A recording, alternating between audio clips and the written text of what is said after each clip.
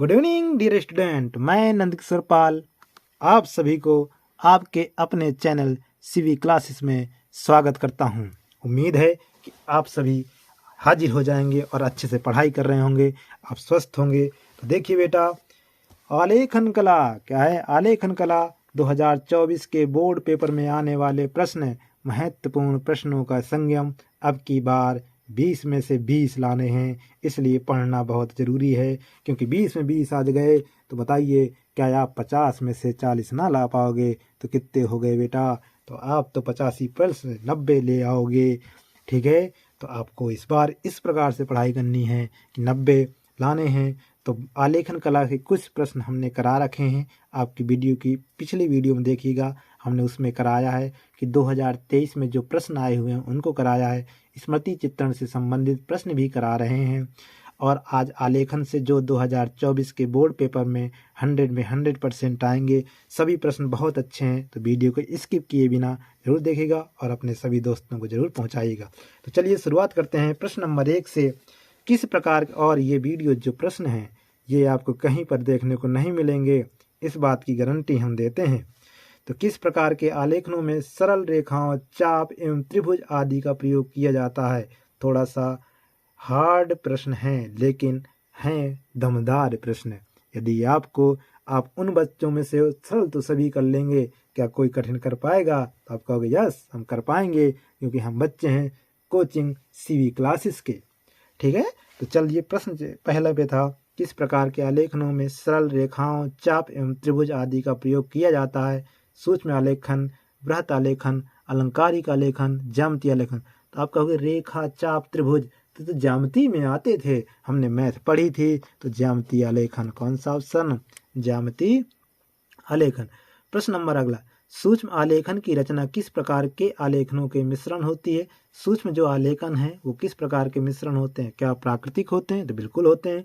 आलंकारिक होते हैं? ये भी बिल्कुल होते हैं। ज्यामितीय होते हैं? ये भी होते हैं। इसका मतलब ये कौन सा डी नंबर हो जाएगा। निम्न में से कौन सा सूक्ष्म आलेखन का गुण नहीं है?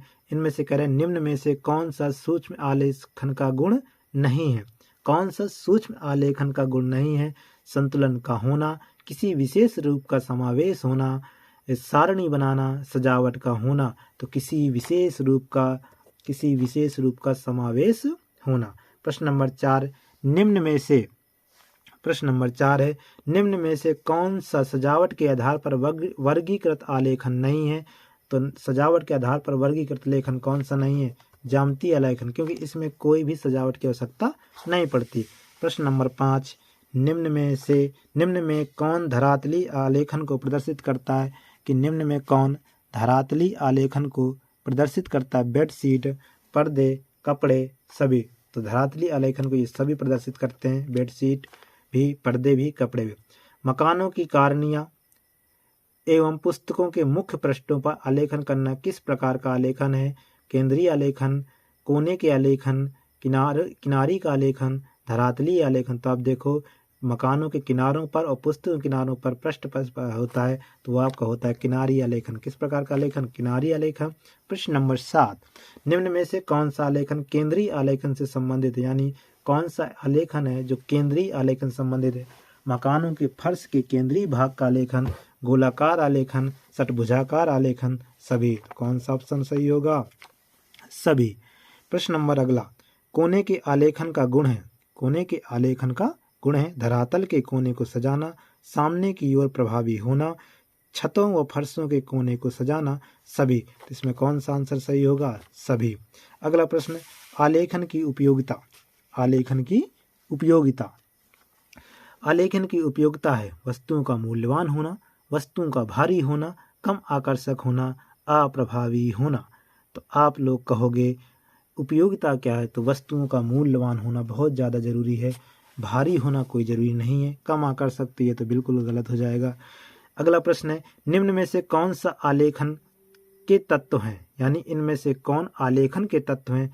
संतुलन रूप, प्रभाविता, लयात्मकता, सभी। तो कौन सा आप कहोगे? सभी हैं इसमें। अगला प्रश्न नंबर 11, एक आवृत्ति द्वारा आलेखन चित्रण के संबंध में कौन सा सही है? एक ही इकाई का आलेखन करना, फूल पत्तियों के आलेखन का चित्रण करना, लयबद्धता द्वारा उत्कृष्टता प्रदान करना, यानी सभी। इसमें कौन सा आंसर सही होगा? सभी हो जाएगा। तो आप लोग वीडियो को लाइक, चैनल को सब्सक्राइब जरूर करेंगे। आते हैं प्रश्न नंबर 12 की तरफ। थोड़ा स्पीड बना के चलते हैं, जल्दी है, ज़्यादा नहीं है बेटा। 20 प्रश्न है, केवल 10 मिनट का समय चाहिए आपका। हम जानते हैं कि आपका बोर्ड पेपर है और आपका समय बहुत मायने रखता है, तो आप इन वीडियो को बार बार देखिए और एक बार प्रश्नों को नोट करिए। आपके 100 में 100% यही प्रश्न आएंगे। तो प्रश्न नंबर 12, 2 या 2 से अधिक आवृत्तियों का आलेखन बनाने के लिए सर्वप्रथम किसकी रचना आवश्यक है? तो आप कहोगे किसकी रचना आवश्यक है बच्चा? तो आप तुरंत कहोगे वृत्त बनाना, वर्ग बनाना, आयत बनाना, सभी। ये तो सभी आवश्यक हैं। आलेखन बनाने के लिए वृत्त भी होता है, वर्ग भी होता है, आयत भी होता है। प्राथमिक रंगों में से किसे शामिल नहीं किया गया?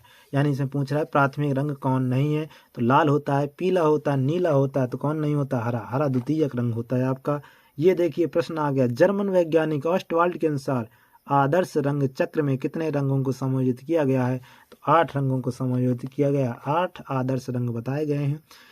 आदर्श रंगों की श्रेणी में कौन शामिल होते हैं? पीला नारंगी, ये भी है, लाल बैगनी, ये भी है, हरा आसमानी नीला, और इसमें एक और रंग होता है बेटा धानी। कौन सा रंग होता है? धानी।